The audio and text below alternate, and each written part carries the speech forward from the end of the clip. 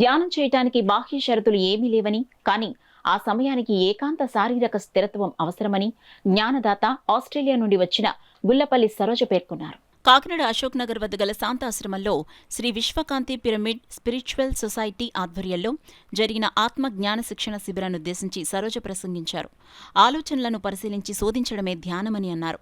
ధ్యానం చేయటానికి మనసు నిలకడగా ఉండాలన్నారు. ప్రశాంతత, ఏకాగ్రత అవసరమన్నారు. క్రోధం, దుఃఖాన్ని అదుపు చేయాలన్నారు. బాధలున్నా వాటితో సంబంధం లేనట్లుండాలన్నారు. వాటిని బాహ్య వస్తువులుగా గుర్తించి కలత చెందరాదని అన్నారు. ధ్యాన సమయంలో మనసు స్థిరంగా ఉండాలని సరోజ తెలిపారు. అడబాల స్వర్ణ అధ్యక్షతన జరిగిన కార్యక్రమంలో పెద్ద సంఖ్యలో ధ్యానులు పాల్గొన్నారు. అలా ఎలాగైతే ఒక పంట తల్లిదండ్రులు కాపాడుతూ ఉంటారో, ఎంతవరకు బిడ్డడు ఉద్యోగం సంపాదించుకొని పెళ్లి చేసుకొని అమ్మయ్య ఒక ఇంటివాడు అయ్యాడు, ఇంకా మా రెస్పాన్సిబిలిటీ అయిపోయిందండి అంటారు.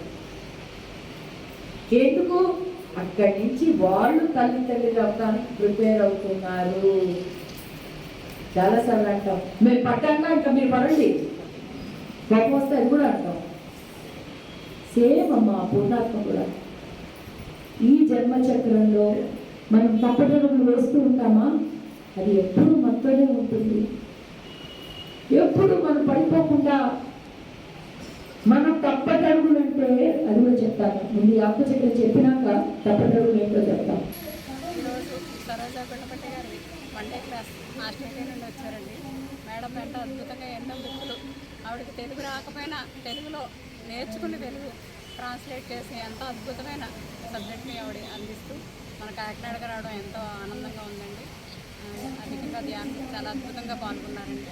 ఎంతో ఆత్మజ్ఞానాన్ని ఆవిడ మేము అందరం నేర్చుకుంటామండి.